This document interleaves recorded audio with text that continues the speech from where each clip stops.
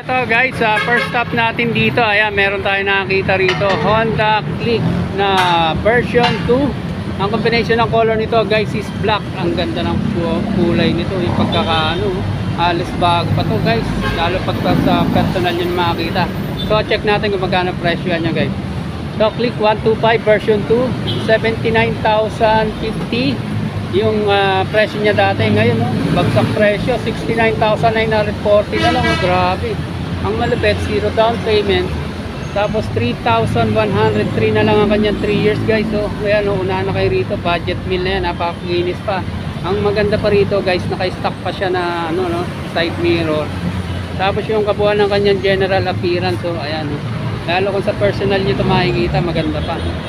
Ayan, tapos ito goods na goods pa rin yung kanyang fender.